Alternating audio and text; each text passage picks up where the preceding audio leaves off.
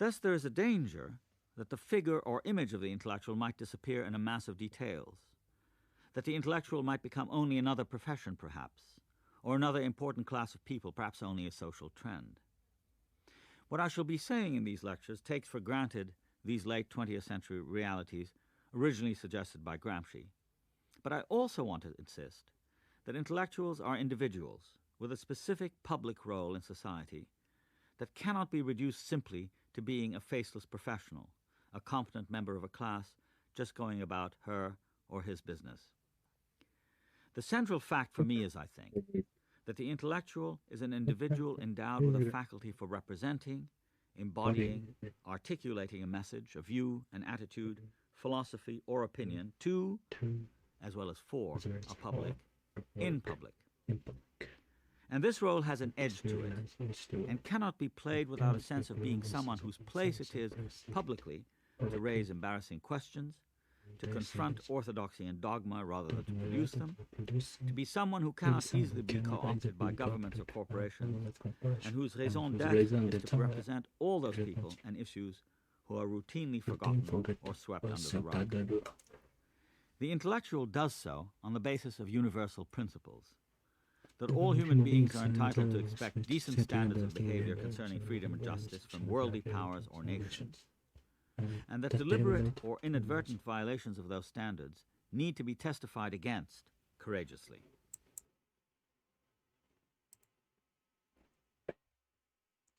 There is a danger that the figure or image of intellectual might disappear in mass of details, and that the intellectual might become only another professional or a figure in social trend. What I shall be arguing in these lectures takes for granted these late 20th century realities originally suggested by Gramsci, but I also want to insist that the intellectual is an individual with a specific public role in society that cannot be reduced simply to being a faceless professional,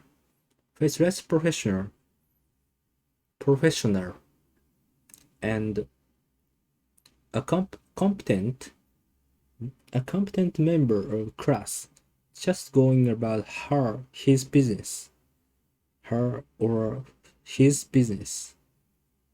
The central fact for me is, I think, that the intellectual is an individual endowed with the faculty for representing, embodying, articulating message, a view, an attitude, philosophy, or opinion to, as well as for a public. And this role has an edge to it, and cannot be played without a sense of being someone whose place it is publicly to raise embarrassing,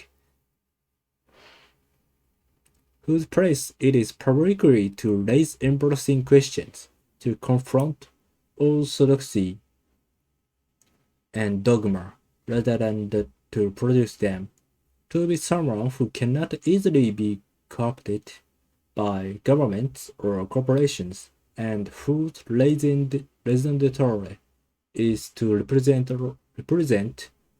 all those people and issues that are routinely forgotten or swept under the rug. The intellectual does so on the basis of universal principles that all human beings are entitled to expect decent standards of behavior concerning freedom and justice from worldly powers or nations, and that deliberate or inadvertent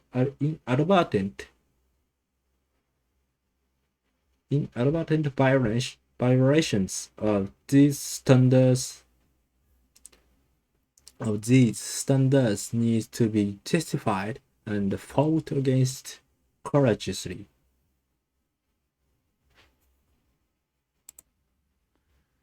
So in the end, it is the intellectual as a representative figure that matters, someone who visibly represents a standpoint of some kind, and someone who makes articulate representations to his or her public despite all sorts of barriers.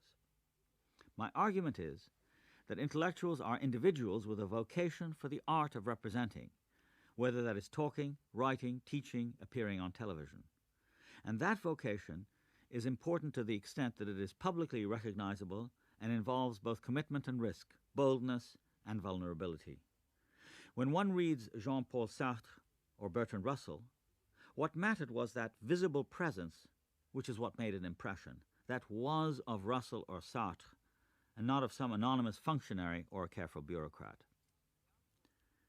In the outpouring of studies about intellectuals, there's been far too much defining of the intellectual, and not enough stock taken of the image, the signature, the actual intervention and performance, all of which taken together constitute the very lifeblood of every real, of some anonymous functionary, or to the extent that it is publicly, and someone who makes articulate representations to his or her public despite or inadvertent violations of those standards, need issues who are routinely forgotten or swept under the rug. The intellectual does so on the basis of universal principles, that all human beings are entitled to expect decent standards of behavior concerning freedom and justice from worldly powers or nations, and that deliberate or inadvertent violations of those standards need to be testified against courageously. So in the end, it is the intellectual as a representative figure that matters, someone who visibly represents a standpoint of some kind, and someone who makes articulate representations to his or her public despite all sorts of barriers. My argument is that intellectuals are individuals with a vocation for the art of representing, whether that is talking, writing, teaching, appearing on television. And that vocation is important to the extent that it is publicly recognizable and involves both commitment and risk, boldness and vulnerability. When one reads Jean-Paul Sartre or Bertrand Russell, what mattered was that visible presence, which is what made an impression, that was of Russell or Sartre, and not of some anonymous functionary or a careful bureaucrat.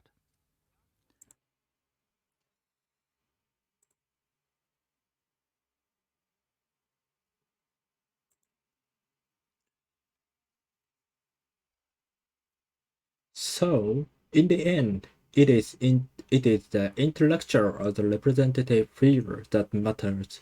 Someone who visibly represents a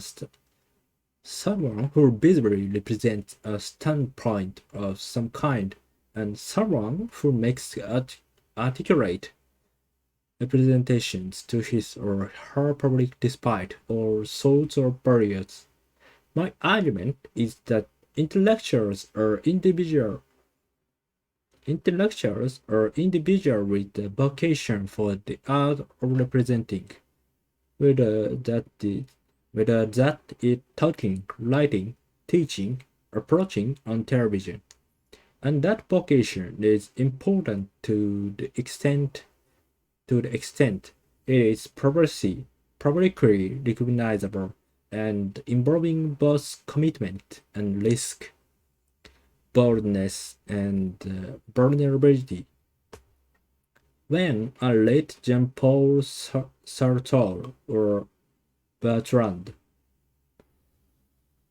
Russell, it is their specific individual voice and presence that makes an impression on me over and above their arguments, because it is their specific individual voice and presence that makes an impression on me over and above their arguments, because they are speaking out for their beliefs. They cannot be mistaken for anonymous, functionary, or careful bureaucrat.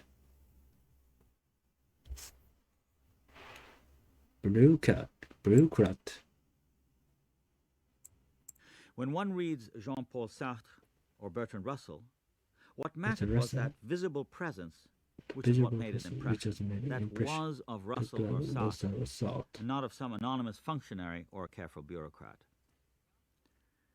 In the outpouring of studies about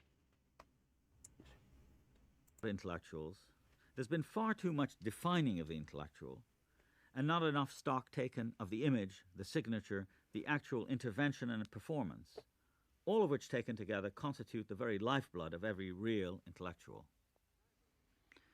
Isaiah Berlin has said of the 19th century Russian writer that partly under the influence of German Romanticism, audiences were made conscious that he was on a public stage, testifying. Something of that quality still adheres to the public role of the modern intellectual as I see it. That is why when we remember an intellectual like Sartre, we recall the personal mannerisms, the sense of an important personal stake, the sheer effort, risk, will to say things about colonialism or about commitment or about social conflict that infuriated his opponents and galvanized his friends. When we read about Sartre's involvement with Simone de Beauvoir, his dispute with Camus, his remarkable association with Jean Genet, we situate him, the word is Sartre's, in his circumstances. In these circumstances, and to some extent because of them, Sartre was Sartre, just as it was Sartre who opposed France in Algeria and Vietnam. It is in modern public life seen as a novel or drama, and not as a business or as the raw material for a sociological monograph, that we can most readily see and understand how it is that intellectuals of them, Sartre was Sartre, just as it was Sartre who opposed France in Algeria and Vietnam.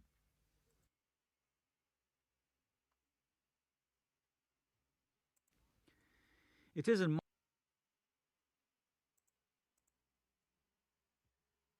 and outpouring of studies about intellectuals, there has been far too much defining of the intellectual, and not enough stock taken of the image, the signature, the actual intervention, and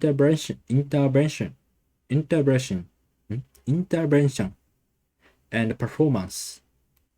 Intervention and performance, all of which taken together constitute the very lifeblood of every real intellectual.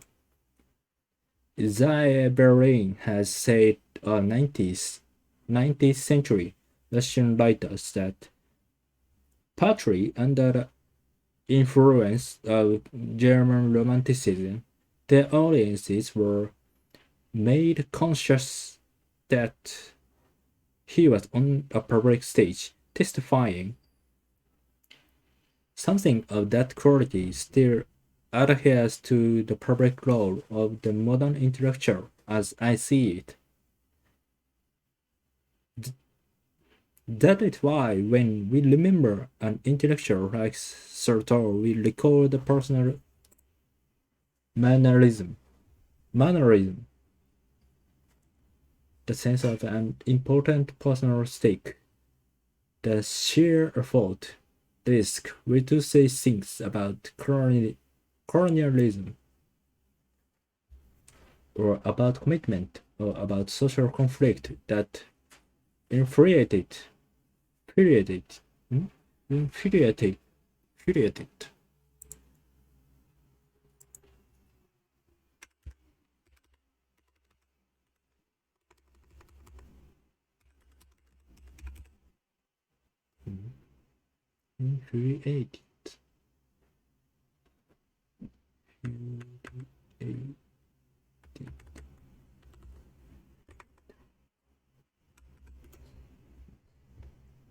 Infuriate.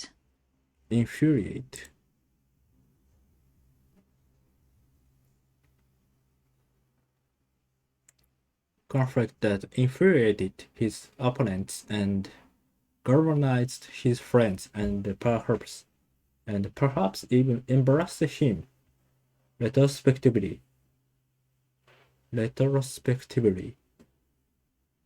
When we read about Sartre's involvement with Simone de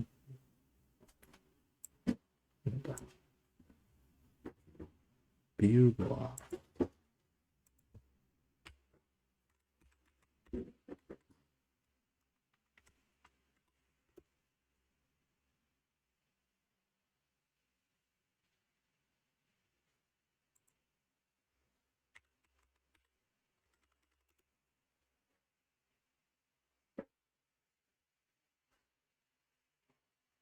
Beauvoir.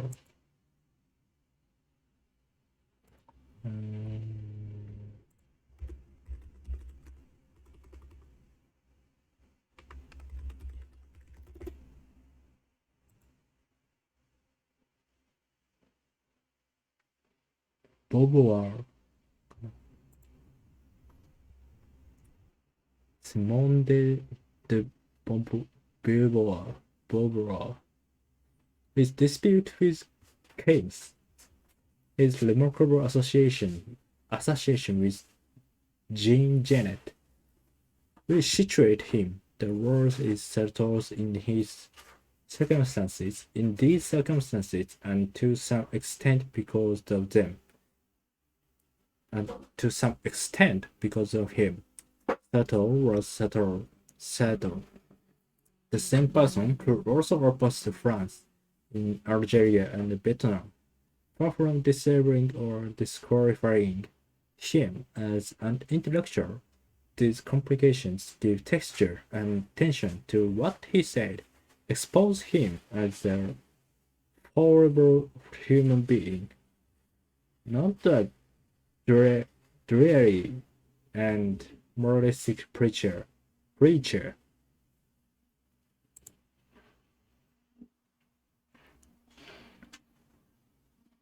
Moralistic preacher. Moralistic preacher. Modern public life seen as a novel or drama and not as a business or as the raw material for a sociological monograph, that we can most readily see and understand how it is that intellectuals are representative, not just of some subterranean or large social movement, but of a quite peculiar, even abrasive style of life and social performance that is uniquely theirs. And where better to find that role first set forth than in certain unusual 19th and early 20th century novels, Turgenev's Fathers and Sons, Flaubert's Sentimental Education, Joyce's A Portrait of the Artist as a Young Man, in which the representation of social reality is profoundly influenced, even decisively changed, by the sudden appearance of a new actor, the modern young intellectual. It is modern public life seen as a novel or a drama and not as a business or as a raw material for a sociological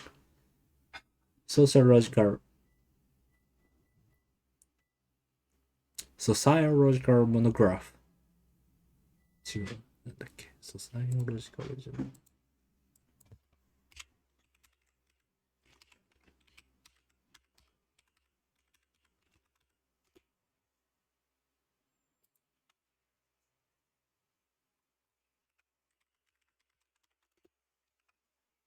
Sociological.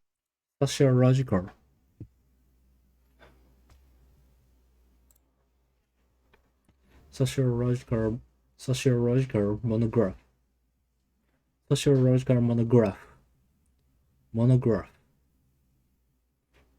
That we can most readily see and understand how it is that intellectuals are representative, not just of the some subterranean or large social movements, but of the quite peculiar,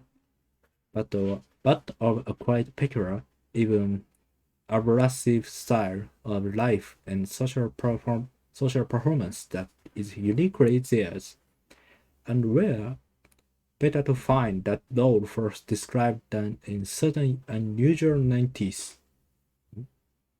In certain unusual 90s and early 20th century novels, Turgenev's Father and Sons, Robert's sentimental education. Joyce's a portrait of the artist as a young man, in which the representation of social reality is profoundly influenced, even decisively changed by the sudden appearance of a new actor, the modern young intellectual. Turgenev's portrait of provincial Russia in the 1860s is idyllic and uneventful. Young men of property inherit habits of life from their parents. They marry and have children, and life more or less moves on. This is the case until an anarchic and yet highly concentrated figure, Bazarov, erupts into their lives. First thing we notice about Bazarov is that he has severed his ties with his own parents and seems less a son than a sort of self-produced character, challenging routine, assailing mediocrity cliches, asserting new scientific and unsentimental values that appear to be rational and progressive. Turgenev said that he refused to dip Bazarov in syrup. He was meant to be coarse, heartless, ruthlessly dry and brusque. Bazarov makes fun of the Kirsanov family. When the middle-aged father plays Schubert, Bazarov laughs loudly at him. Bazarov propounds the idea of German materialist science. Nature for him is not a temple, it is a workshop. When he falls in love with Anna, she's attracted to him, but also terrified. To her, his untrammeled, often anarchical intellectual energy suggests chaos. Being with him, she says at one point, is like teetering at the edge of an abyss. Turgenev's portrait, provincial Russia in the 1860s, is idyllic, idyllic.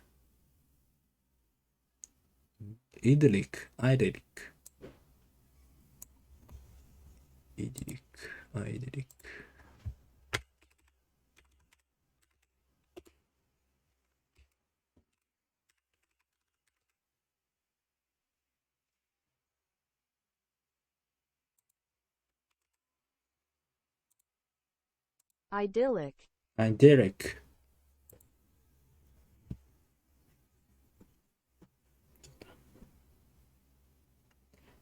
Is idyllic and uneventful. Young men of property inherit their habits of life from their parents. They marry and have children, and life more or less moves on. This is the case until the anarchic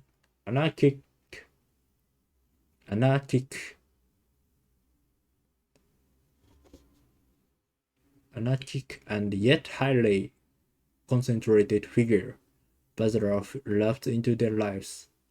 The first thing we notice about him is that he has severed his ties and his own parents, and seems less a son than a sort of self-produced character, challenging routine, assaulting mediocrity,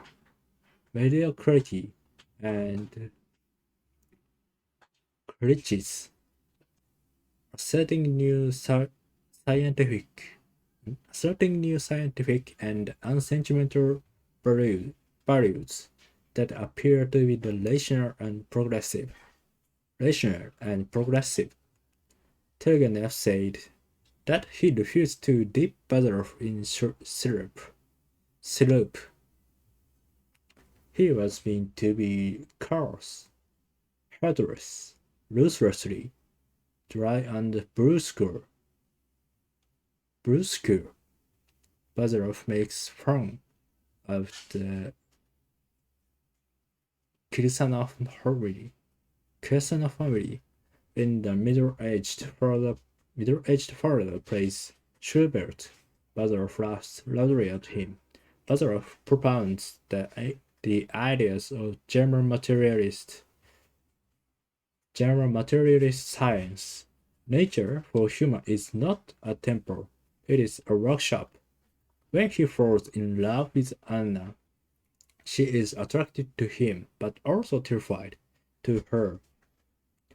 To her, his uncharmed, often unnatural intellectual energy suggests chaos. Being with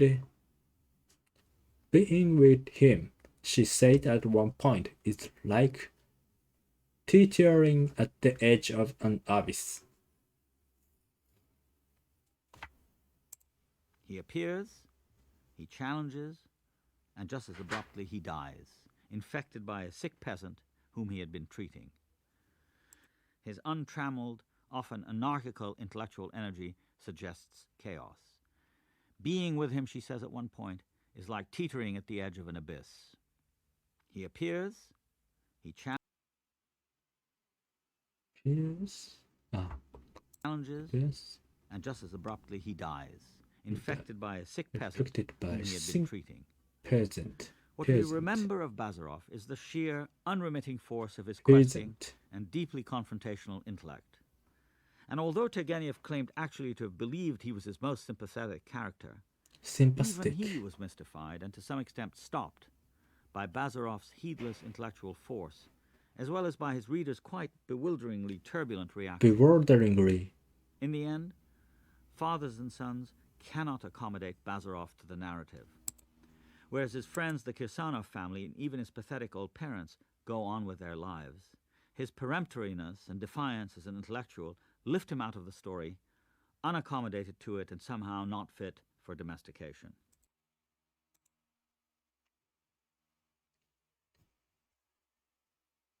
He appears, he challenges, and just as abruptly, he dies, infected by a sick peasant whom he had been treating.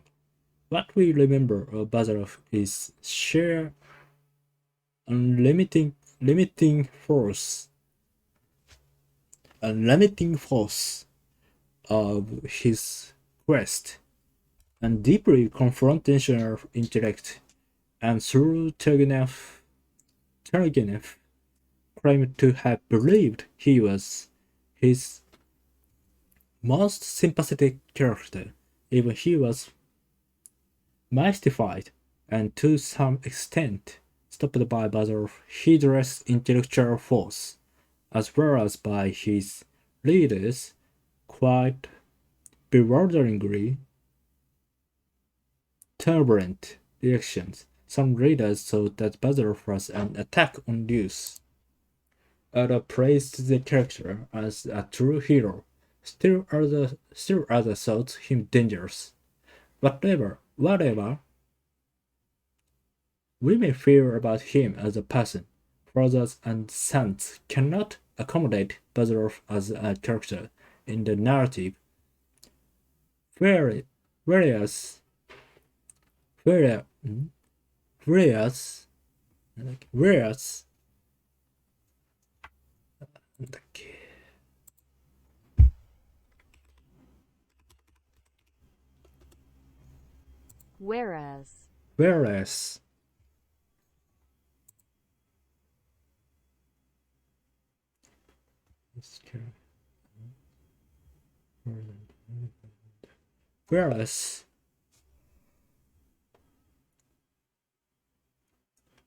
his friend, the Kirsanov family, and even his pathetic old parents go on with their lives. His peremptoriness and defiance as an intellectual lift him out of the story, unsuited to it and somehow not fit for domestication. This is even more explicitly the case with Joyce's young Stefan Diderot, whose entire early career is seesaw between the blandishment of institutions like the church, the profession of teaching, Irish nationalism, and his slowly emerging and stubborn selfhood as an intellectual whose motto is the Luciferian non serviam.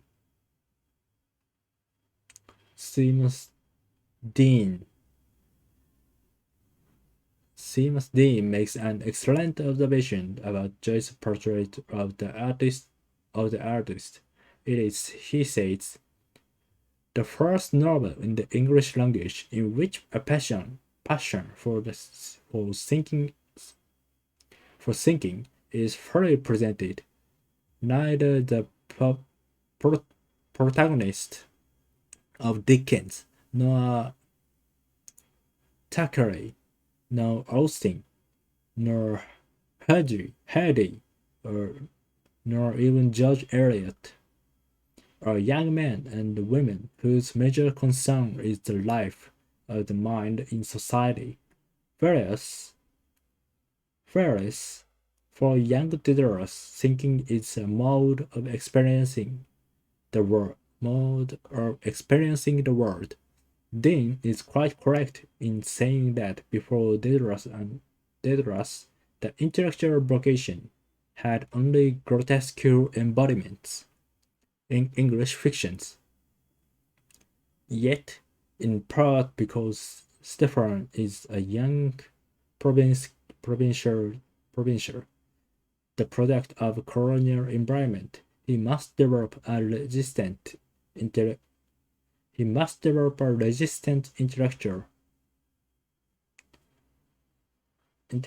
consciousness. He must develop a resistant intellectual consciousness before he can become an artist. By the end of the novel, he is no less critical and withdrawn from family and finance than he is from any ideological scheme whose effect would be to reduce his individuality and his often very unpleasant personality, like Turgenev, Joyce pointedly enact the incompatibility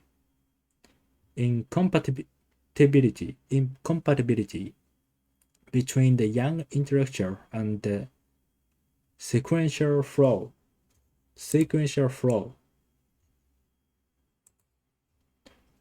of human life.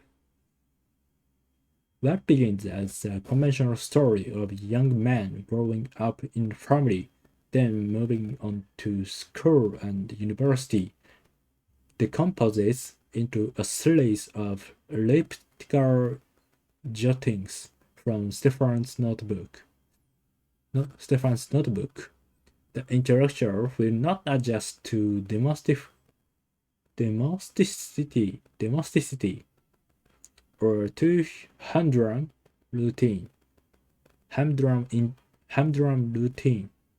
In the novel's most famous speech, Stefan expresses what is in effect the intellectual's creed of freedom, although the melodramatic overstatement in Stefan's declaration is Joyce's way of undercutting the young man's pomposity. I will tell you what I will do.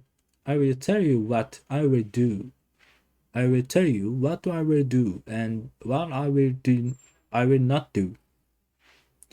I will not serve the in which I no longer believe whether it calls itself my home, my fatherland, or my church, and I will try to express myself in some mode of life or art as freely as I can and as wholly as I can, using for my defense the only arms I allow myself to use: silence, exile, and cunning,